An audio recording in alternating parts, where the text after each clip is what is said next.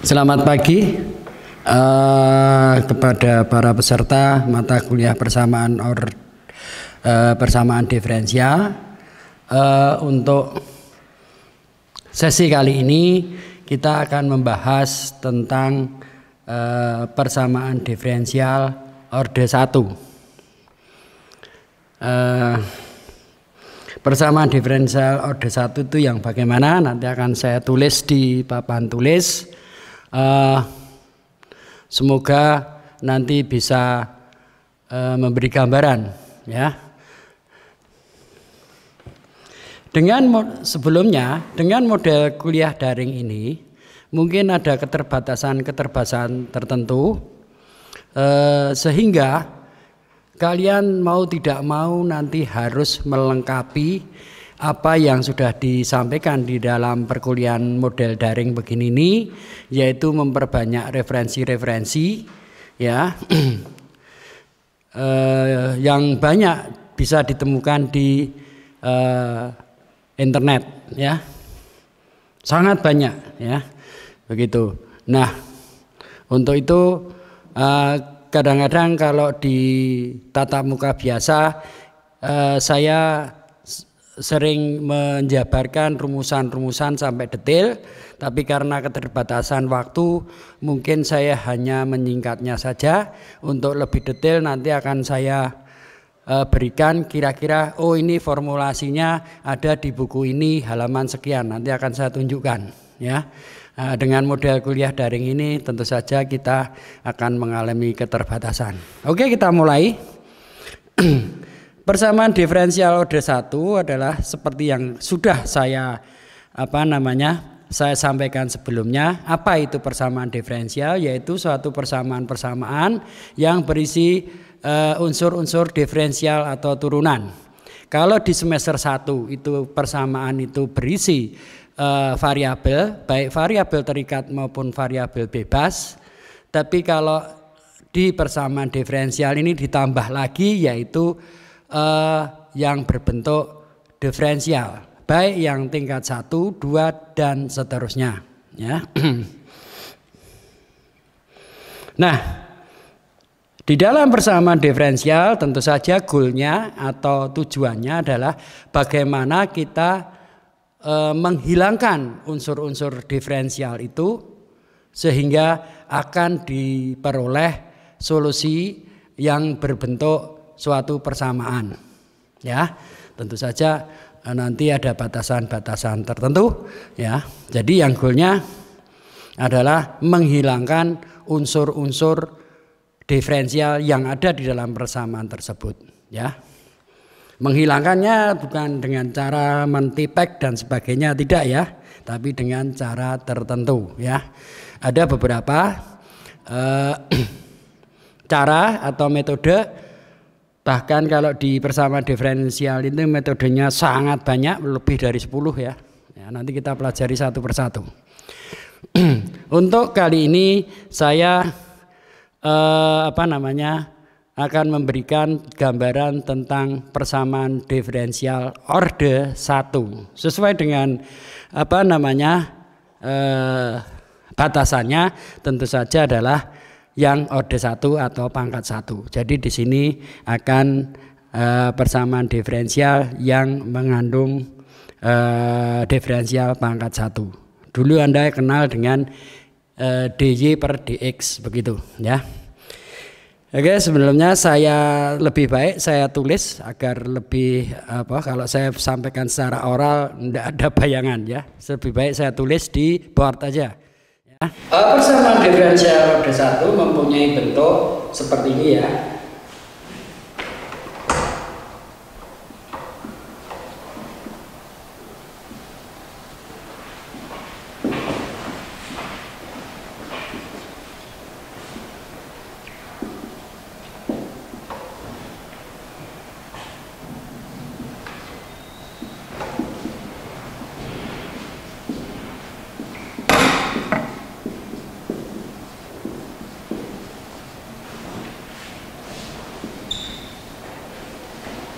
Ya, jadi persamaan diferensial itu biasanya, tidak harus, tapi biasanya ruas kanannya itu harus dibawa ke bentuk sama dengan 0 ya. Bentuknya adalah seperti ini bentuk umumnya. Nah, di mana disebut orde 1? Karena di sini kalau unsurnya diferensial hanya berbentuk pangkat 1. Jadi kalau kita bagi dengan dx semua akan menjadi mxy ditambah dengan nxy, ini dibagikan ke sana menjadi mx, y dy dx. Ini adalah ditulis biasa bisa disebut mxy plus nx dan y,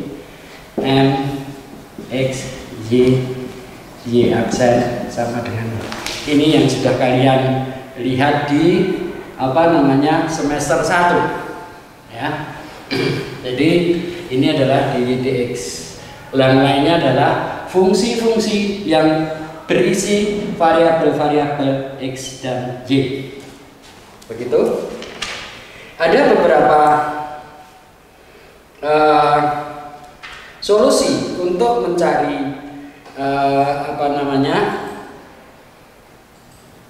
penyelesaian dari persamaan orde 1, yaitu dengan cara adalah dengan metode homogen. Metode-metode yang bisa atau dapat digunakan adalah antara lain 1 dengan cara homogen. Nanti akan saya terangkan homogen itu yang bagaimana. Oke, saya pindah ke board satunya. Itu penyelesaian PD orde 1 dengan cara homogen ya. Cara ini mempunyai suatu syarat di mana semua pangkat koefisien dari dy dan dx ini harus berpangkat 1 ya. Bukan berpangkat 1, berpangkat sama ya. Jadi contohnya seperti ini. Dengan jalan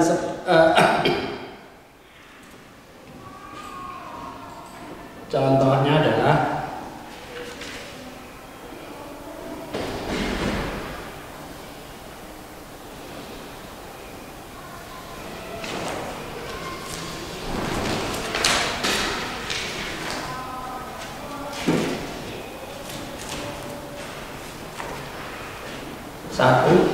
dy dx sama dengan 2x minus y dibagi x plus y. Ini adalah bentuk persamaan homogen. Kenapa dikatakan homogen? Yaitu pangkatnya dari unsur-unsur persamaannya adalah berpangkat 1 ya. Ini adalah yang disebut dengan homogen ya. Ini homogen. Jika dy dx sama dengan 2x min y min 1 x plus y, ini tidak homogen.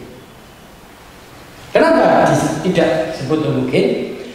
Karena ini pangkat 1, ini pangkat 1, ini tidak punya pangkat, alias x pangkat 0 atau y pangkat 0, sehingga pangkatnya tidak sama. Ini tidak disebut dengan homogen. Ya, berikut saya berikan contoh soal yang bisa diselesaikan dengan cara homogen, yaitu misalnya contoh soalnya seperti ini.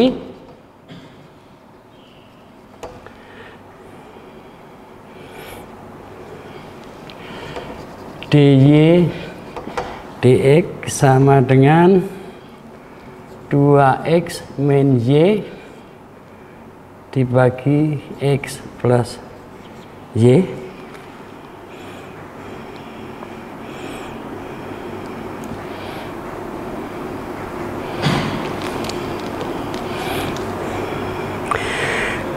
Di dalam penyelesaian persamaan diferensial banyak ditemui bentuk-bentuk fungsi transenden, kemudian fungsi-fungsi rasional,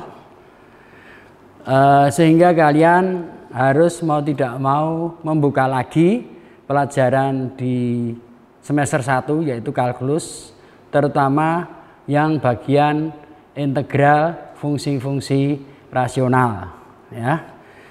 Jadi nanti akan saya berikan contoh, kalau perlu nanti saya refresh untuk satu klip ya, begitu.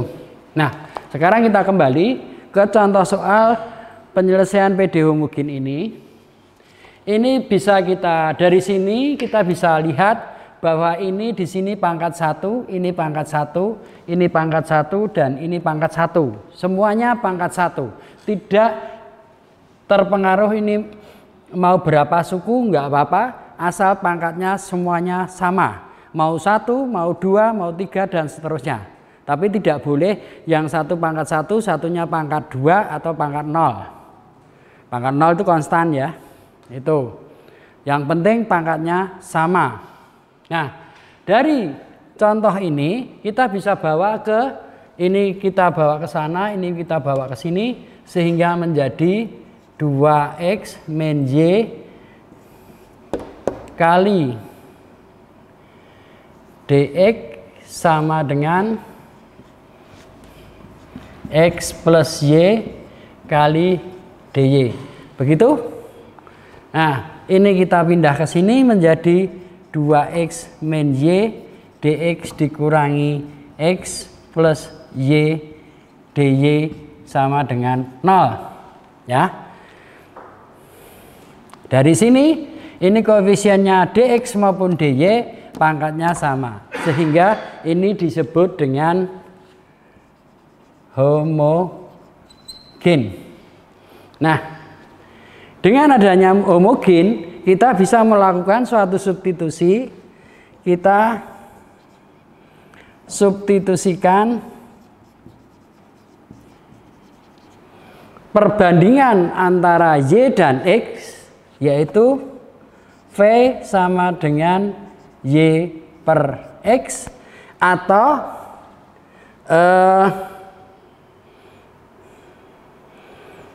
Y sama dengan X kali V, atau dengan kata lain nanti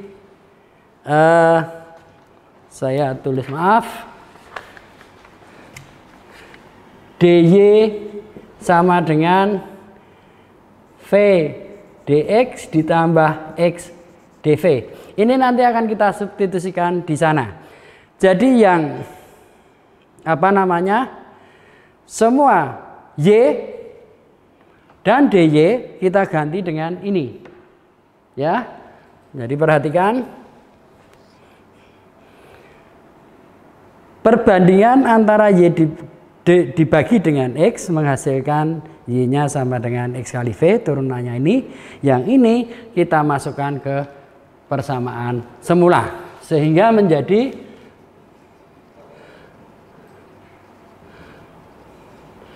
ke persamaan semula menjadi yang ini adalah 2x dikurangi y-nya adalah x kali v dx dikurangi X ditambah Y, Y-nya adalah X kali V, dikali dengan DY. DY-nya adalah X dV, V dx. Sama saja X dV ya, sama dibalik karena itu bentuk perkalian atau apa? Plus ya, sama X dV plus V dx. Seperti itu, sama dengan 0. Nah, dari bentuk ini kita kalikan, kita uraikan, nanti yang satu apa namanya sejenis kita kumpulkan ya. Jadi yang ini dulu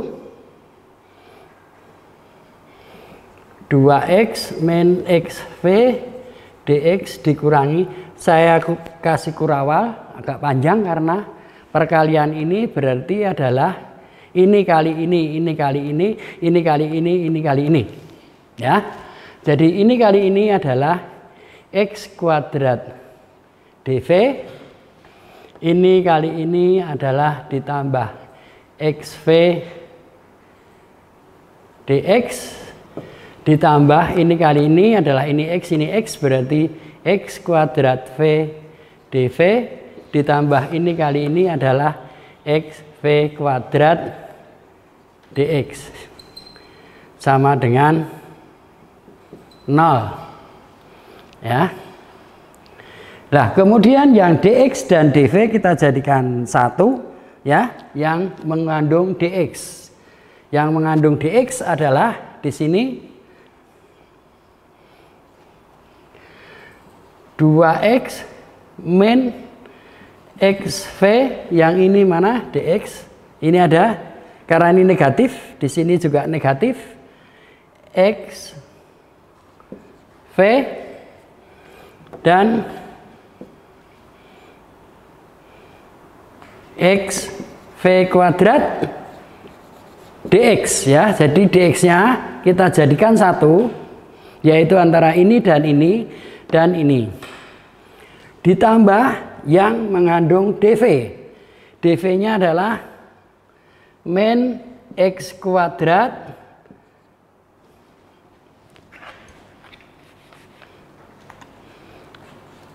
dv, kemudian dikurangi lagi ini karena ini negatif, yaitu, atau saya tulis begini aja, bisa saja x kuadrat, kemudian dv-nya adalah ditambah x kuadrat v dv sama dengan 0 ya. Nah, jadi begini, saya lanjutkan tadi agak terpotong sedikit, bahwa setelah kita mendapatkan persamaan seperti ini, kita gabungkan yang mengandung dx dan dv ya, kita pisahkan. Nah, sehingga yang mengandung dx itu adalah masing-masing 2x min x kali v, kemudian di sini ada juga dx yaitu x kali v karena di sini negatif ya. Kemudian di sini ada dx x v kuadrat, tapi karena di sini negatif saya juga tulis negatif ya. Jadi karena di sini dx-nya adalah x kali v, kemudian di sini saya maaf keliru, ini adalah minus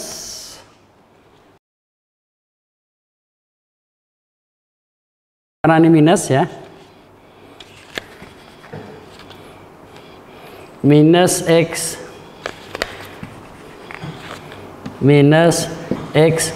v kuadrat dx, kemudian yang dv kita kumpulkan jadi satu, yang dv adalah minus x kuadrat dan x kuadrat v ya, begitu.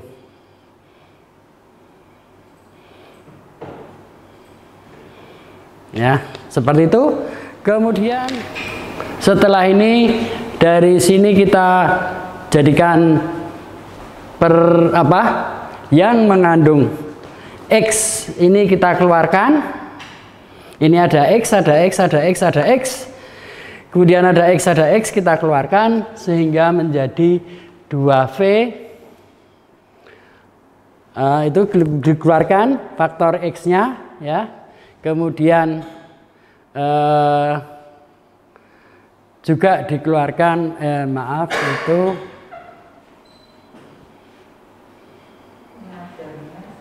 ya.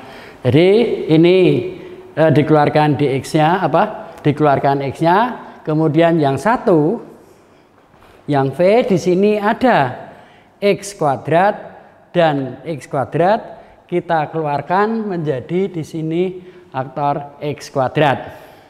Sehingga di dalam kurung tinggal dikeluarkan 1 plus V. Ya.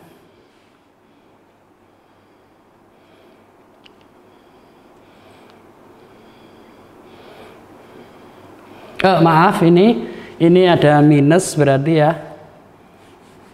Saya maaf keliru. Ini ada V, ini ada minus. Ya. Berarti di sini juga minus dan ini minus ya.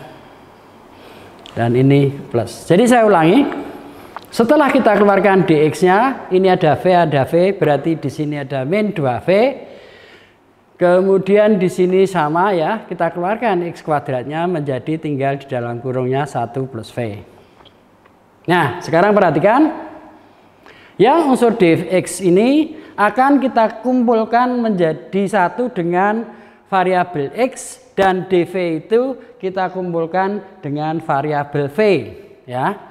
Kita bisa lihat di sini bahwa ini sudah terkumpul menjadi satu antara X berkumpul dengan X, dv berkumpul dengan V. Nah, kalau sudah berkumpul jadi satu itu baru boleh diintegralkan. Kalau masih tercampur tidak boleh. Harus integral parsial nantinya ya. Nah, dengan cara seperti ini nanti kita akan yang X kita kumpulkan jadi satu, yang V kita kumpulkan jadi satu. Dari sini ada X, ini ada X kuadrat, karena ini perkalian kita bagikan di sini menjadi X plus X kuadrat. Kemudian yang V kita bagikan menjadi di sini, yaitu menjadi pembagian dari faktor diferensial V ya. Sehingga bentuknya seperti ini. X dibagi X kuadrat menjadi seper X. Kemudian di sini adalah, ini saya balik aja nggak masalah, dari 1 plus V menjadi V plus 1 dibagi, maaf ini V kuadrat, saya tulis saja. Jadi di sini menjadi V plus 1, yang ini menjadi saya keluarkan V-nya, saya keluarkan minusnya menjadi V kuadrat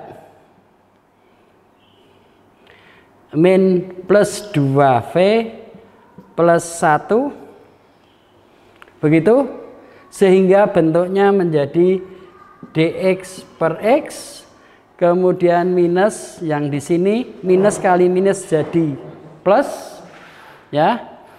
Jadi V plus 1 dv dibagi dengan V kuadrat plus 2V plus 1 sama dengan 0. Nah, bentuk-bentuk seperti ini kelihatannya rumit, tapi kalau kita mengacu pada yang semester 1, kita bisa lihat bahwa ini bentuk ini adalah bentuk dari ln atau logaritma dengan bilangan pokok, bilangan E atau N ya, bilangan natural. Kemudian yang di sini kita lihat bahwa ini adalah turunannya dari ini. Ya, alias ini kalau diturunkan menjadi, ini diturunkan D dari V kuadrat plus 2V plus 1 dV itu sama dengan 2V plus 2 alias 2 kali V plus 1. Ini sama dengan ini. Jadi dengan sendirinya bahwa ini adalah turunannya ini. Sehingga bentuknya ini bisa bisa lebih sederhanakan menjadi ini turunannya adalah ln X. Kemudian karena ini turunannya ini, itu berarti